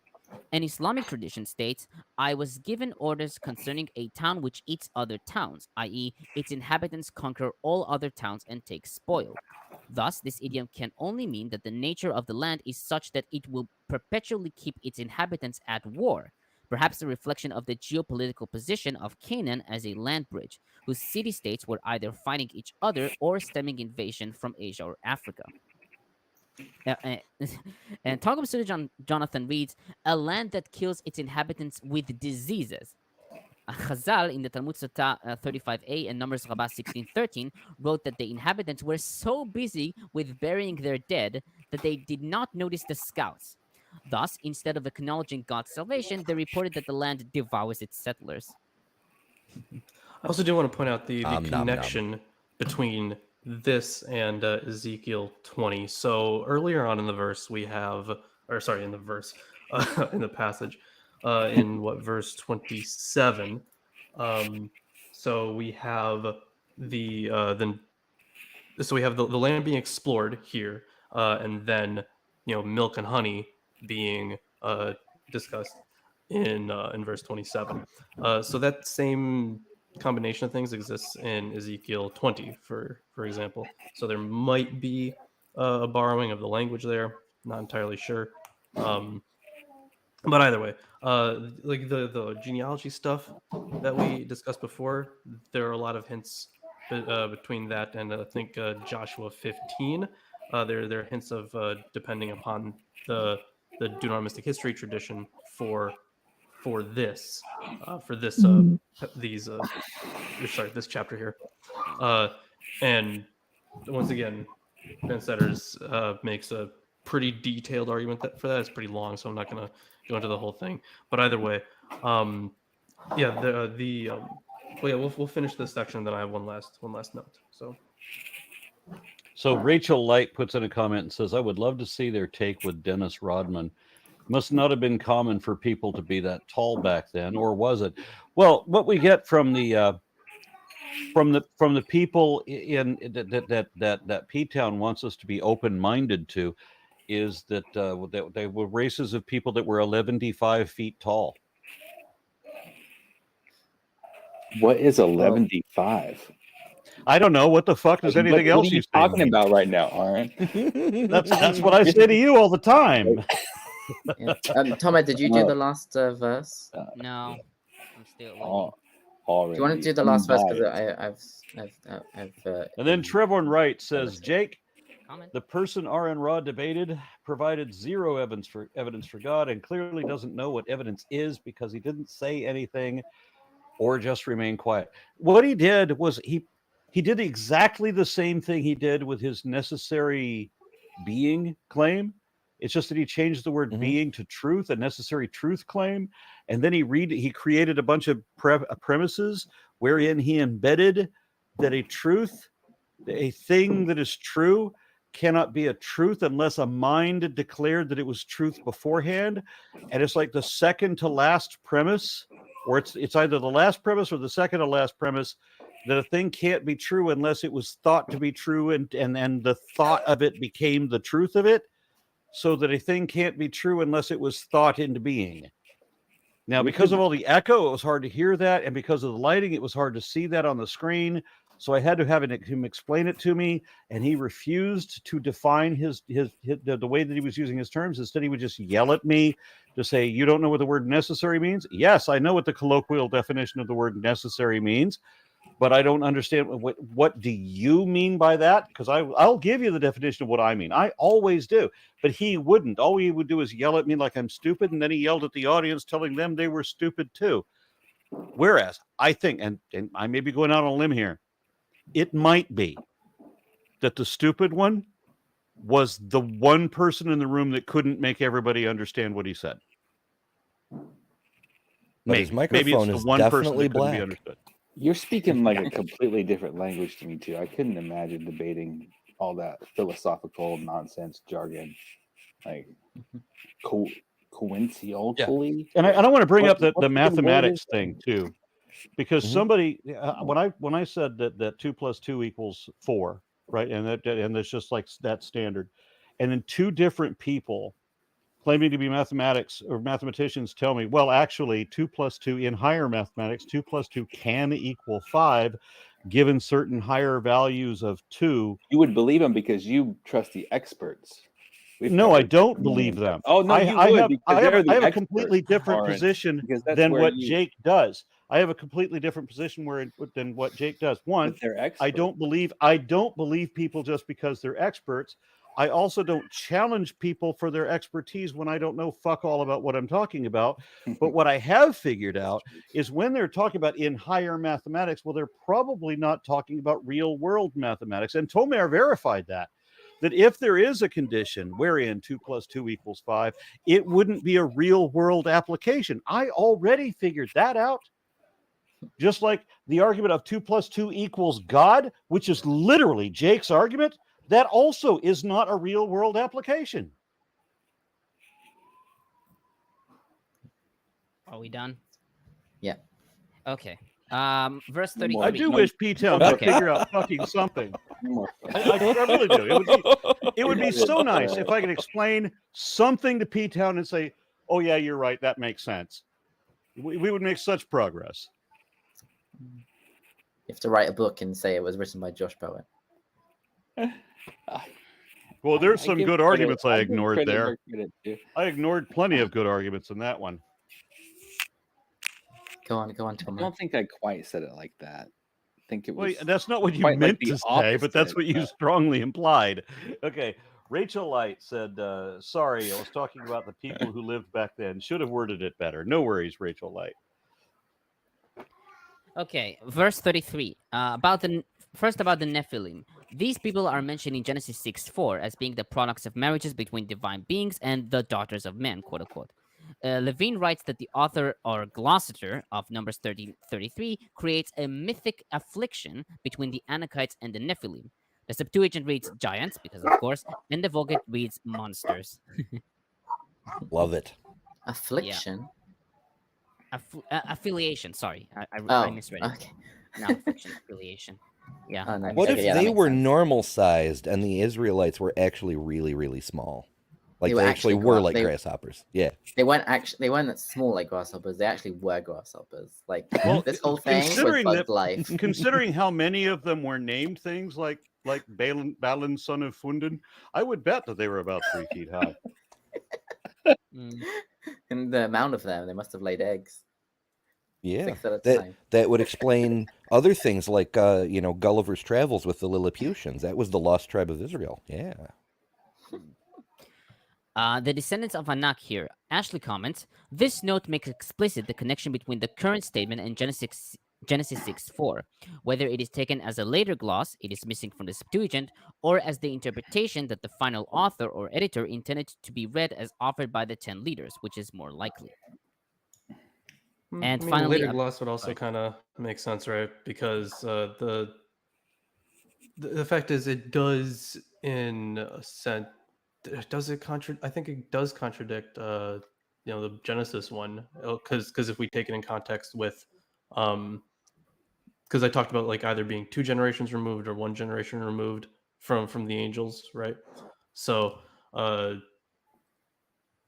don't know. I guess I could see either one. Yeah, by the way, I wasn't here for the flood sequence. So, Me either. did we talk about how the Nephilim survived the flood? I have a theory. If you want to hear Sorcery. from a younger Aaron, you're creation, muted. You're on. muted. that I do knows want to hear. nothing. I do want to hear Pete Down's. It's just that the Nephilim were It's the catching. Nephilim it's were catching so fire. really, really, really tall that they just stood on the tippy toes and they were able to keep their heads above water. Wait, That'll does do say it. it was Okay, so above I the think- highest mountain. I there was think only my a theory small is actually clearance. catching fire, Lawrence. I think it's going to be in one of your books that you're going to read one day. Yeah, what's your theory? I had How a did guy the on. Bible I had a survive? guy on my show who was adamant that the dinosaurs were the result of the Nephilim mating with lizards, and he was going to get me proof, but he never came back for some reason. Sounds That's fun. Yeah, The it's angel because and they the brought him back chameleon. to his room. That's where the Probably. iguanodon comes. All right.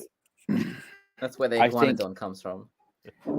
I think it was a recessive gene through one of Noah's son's wives. Oh, the guy who didn't exist? I'm just saying, like I think it would because he The guy was. we know didn't exist. So You think half the people on this book didn't exist, Aaron? Or Mhm. maybe That's- more than You know think- why? You know No. why I don't Or think the Jack and land, the Beanstalk you was know? real? like You know why I Wait, don't you think think a Icarus was demigod- real? you think the Yeah. Bible is like Jack and the Beanstalk? And Icarus, yeah, and Aesop, the rest of Aesop's fables. And when animals bullshit. start talking to their owners about an angel with a flaming sword, Hey, you know just why I let don't me believe have my that? theory because it's catching fire. I'm telling you, I'm hearing it all over the place now. It's burning up, you mean? It's going to ash? It's like it is so scientifically sound and just getting popular. oh, I'm a what? trendsetter. I'm a Okay. trendsetter, Fuck off. Aaron. It's I'm telling you, sounding vaguely like recessive science is not scientifically sound. Okay. Those aren't the Okay. same thing. they're we're one gonna of- we're gonna fly down Okay. the Noah's- biggest I'm rabbit just gonna hole. take everybody else's assumption. People have been telling me for weeks or months that P-Town is obviously a troll, that nobody can be that dumb. He's got to be faking it. I'm now siding with them. I'm going to now have to concede. You're right. P-Town is obviously pretending. So You what think I I'm was taught. secretly, I'm a closet atheist. That this is your theory. No, is no, what a- you could that is be what a any number poet of is. batshit crazy. I know that you don't observe things because when you told me that there weren't any Nazis around, and the woman who gave you the hotel key in Washington had a swastika tattooed in her shoulder, and you somehow missed that subtle detail. It was a I was tiny impressed. tattoo, Aaron. It was a tiny tattoo. It was a It was swastika. impressive that you saw it. I know it was really. It was the impressive. only tattoo she had in her entire arm. You The know, there arm was a the size lot- of most there was a people's lot of legs. How skin could you not falling out of- see that? There was a lot of skin falling out of a small amount of clothing. There was and a lot of skin skin with that one I did not wanna tattoo. see. I have a picture of that too. Now, granted, I she showed was that to my wife. hunchback, stooped over, and on one leg, but the one of their arms was bigger than most people's legs, and the only thing she had on it, I want to say the onlyest because that seems to make sense here, was a swastika. I was so crazy. I couldn't believe it. I've never seen anything like it. I have a picture of it too. Oh, you texted me the picture. I didn't take it. That would have been weird. Yeah. But you also taught Wait. me about how the shoelaces are tied, so I know if someone's a white supremacist. I know the difference between atheist, I don't know, whatever heathen bars versus white supremacist bars now. You taught me a lot of things, Aaron. Well, at least there's Aaron, just that. take it. Just take it. Let's just Yep, take yep. Okay. Just take the W. Yeah. Oh yeah. So while- to get while back we're to on the the- verse. To get I back to have the one verse. comment left. One No, comment. the- Okay, when we let's saw do it. Oh yeah, do that first, Tom, and then I'll go Yeah. back to it. When the- About the Sorry. grasshoppers, Milgrom comments, the choice of this metaphor may have stemmed from dietary considerations.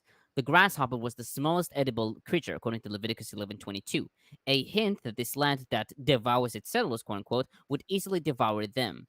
Alternatively, the term grasshopper in biblical terms may be equivalent to the usage of shrimp in ours, that is, a designation of Lilliputian dimensions. I hope I pronounced it correct. Yeah. Lilliputian, yeah. In either case, the effect of this vivid contrast was shattering. The scouts clearly have panicked, and their panic infects the people.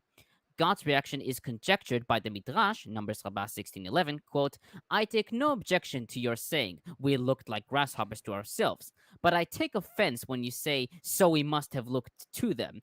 How do you know how I made you look to them? Perhaps you appear to them as angels? And when they made a noise, the Nephilim had turned and said, Fee, fi, fo. Yeah, I They're had a like, slightly different take on grasshoppers because, as we know, grasshoppers are very closely related to locusts, and the Israelites are about to just mow down this whole land. I think they are locusts, right?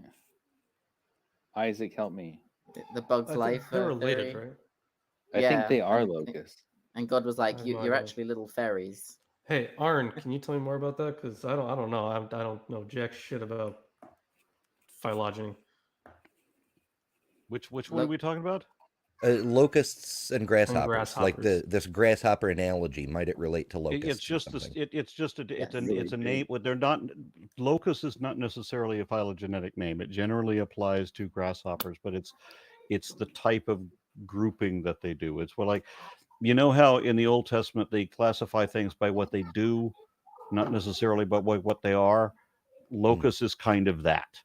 Locust applies to grasshoppers in swarms. Swarming And grasshoppers. swarms. Yeah, because I think in Exodus it meant like there's all kinds of bugs. That was some of the rabbis were saying. There are all kinds of different bugs, but I always thought it was There's just four mostly named locusts. species, Mostly or grasshoppers. four named kinds of locust that are considered kosher, and I think at least one of them is translated as grasshopper, but it's probably a specific type of a specific species of locust that was common to the area. Kosher locusts. That's fun. All right, Tomo had one more comment. Aaron, No, that's my comment. do they call Oh, that you was it. Aaron? Do they call you La Pirata when you go to Mexico? Because I would. I'm never going to Mexico with you. Anyway, Isaac, I believe you had something you wanted to. Yeah. say? So the I'm not the so only one, right? Anakites. He looks like a pirate today. Oh. He keeps the Could be bandana on because his it's cheek, his International mind falling Pirates out, Day today. because his mind is very Well, open. I don't know why. Oh my gosh! Whoa! Drink up me hearties, yo ho! It's not like I have a whole lot of this paraphernalia around, Hmm. you know, like just within arm's reach. It's not like I go to Cancun twice a year. Isaac wanted to say something? Yeah. So the Anakites are said to come from the Nephilim. So the Nephilim are mentioned, and as we saw in Genesis mentioned, and they're also brought down in the book of Enosh, the descendants of Shem Chazai and Azael, the fallen angels or whatever. There's a whole story. So what I was taught growing up was that the way that the blood of the Nephilim survived was that one of the Nephilim actually was saved by Noah, and he was he hung on to the side of the ark. Well, that's on the because outside. you- Him and the Re'em, the giant beast. Well, that's just a fable, Isaac. Okay, Right. learn your Bible. That DNA was passed down somehow. The There's demigod status was passed down through a genetics. recessive gene That makes through more one sense. of Noah's the fact that son's P-Town wives. said that's just a fable. There's another bit of evidence that yes, P-Town is just trolling us. Oh, Okay, so yeah, and then to get to the grasshoppers thing, right? Uh, So I was taught that the reason why grasshoppers is used is it's not an analogy. I mean, it is an analogy, but then it's not just this is an example of something small. It's that the size difference was equivalent to a human to a grasshopper. The giants in the land were, 100 feet tall or whatever, like very, very tall. 75 feet. And we didn't even go into it, but it talks about, the cluster of grapes, and it's held by 2 men or by 2 sticks. So we were taught that the cluster of grapes was so big that How big were they? I think it's 8 of the 8 of the spies had to carry them on their shoulders, like the 2 big sticks through the. We're talking about grapes this big, and 1 man held a pomegranate, and one man held a fig. Giant and food then too. Where do you get this? And then made-up Caleb stuff from? and Joshua didn't hold anything. Where do you get Sorry? this made up stuff from? It's literally in the text. I'll read it. But the text itself is made up stuff. They reached the Wadi Eshkol, and there they cut down a branch with a single cluster of grapes. It had to be borne on carrying frame by 2 of them, and some pomegranate and figs. So you could say that it's very big, that 2 people 23. had to hold it. But this is just a slightly exaggeration, where it says it was a carrying frame of 2 poles, and then they said that it was held by 8. That's right before the verse where they cut down the mightiest tree in the forest with a herring. Yeah, and the place is called Wadi Eshkol. Eshkol is singular cluster because of the cluster that they cut down there. So it definitely was supposed to be enormous, according to the text. But what I was taught was, I guess, it's a joke. I mean, even the symbol of a giant cluster of grapes being held by 2 men in robes is like it's used. It's like a Jewish symbol, and you might find like a kosher winery has that symbol. Does Wadi also mean valley in Hebrew? Yes. No, it's in Arabic. Yeah, Wadi is the Arabic word. It's just it's the word that's used in English. It comes from the Arabic. The Hebrew is Nachal, which is a small river. So I need that's a Russian word. Girl names. I'm having No, it isn't. I need Yes, it is. girl names from the Bible. It means something else. So if you Jewish Bible scholar dudes, I mean, Tamar is a nice name. Doesn't that Tamar is a whore? common. No, it means date. What do you think it's meant? Did you say Tamara? Tamara? Tamar, just Tamar. Oh my god. Tamar, not Tamara. There's no way that's happening. It sounds way too much like Tamar. Peter, What about, how about actually. Lilith or Because it Jezebel? is. I always Yeah. like Hulda. This is why I Tamar didn't is a ask the country. atheists. I asked the. Yeah, go with Hulda. I always an like the name forgotten Hulda. prophetess. Yeah, do you know what it means? Hagar. Hulda, in modern Hagar, Hebrew? there's another challenging specimen. I still favor Yeah, Jezebel. Isabel. Yeah, I remember a friend of mine came up to me and introduced me to his girlfriend, and his girlfriend's name was Tamara. And I said, I feel sorry for you. And they both looked confused. And I said, because tomorrow never comes. Yeah. Oh no. Remember that. Oh. Which reminds me, Arden, did you read my tweet Tamara. about the show?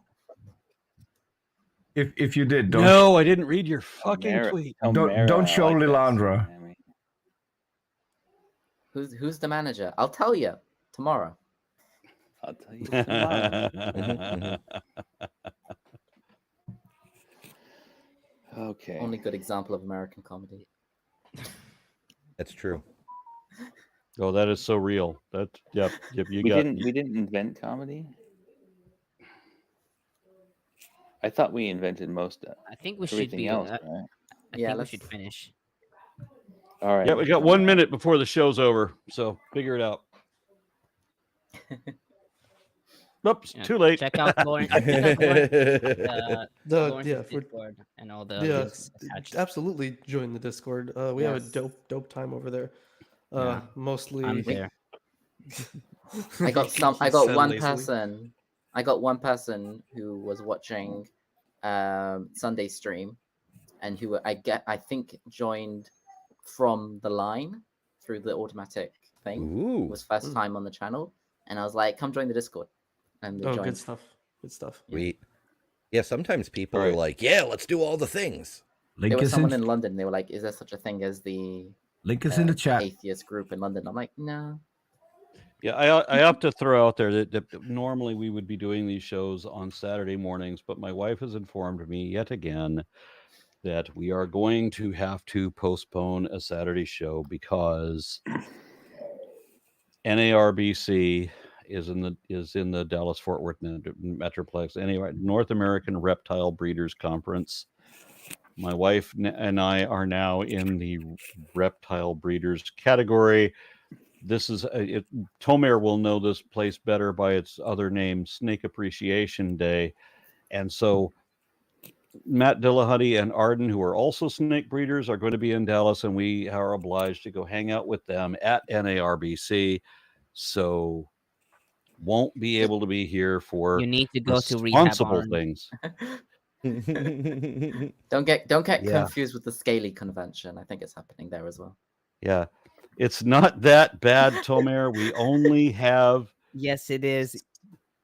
we only have 60 snakes right now.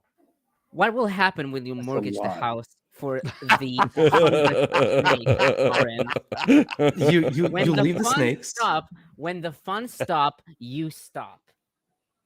You leave the snakes, and they're going to be gifts to the next house owner. That's what's going to happen. I'd be so happy to receive a snake. Once he's sold it, Poison he's gonna I'll make leave sure that one happens. one empty enclosure, and then tell the new owners Yeah. that he left that because one got away and he couldn't find it. So if they find it, they can put No. it in.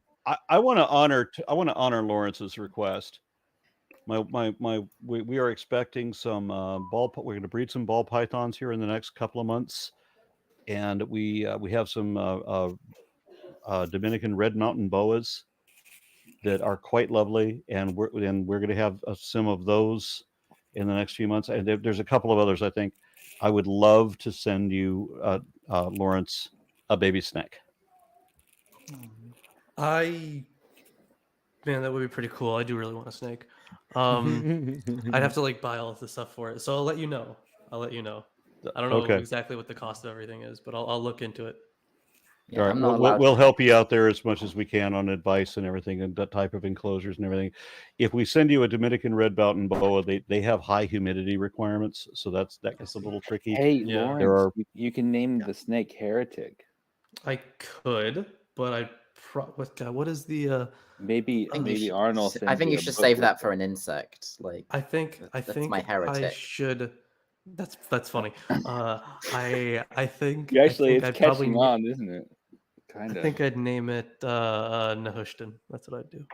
Nehushtan, Yeah, nice. Nehushtan. yeah, Yeah. that's Malal okay. halal hashbaz. That- Pele you'll- Yoetze Gibor V'Etz Shalom. We'll get there very soon. All right. Hasta la pasta y bias nachos. Bye bye, everybody. Yeah. See you later.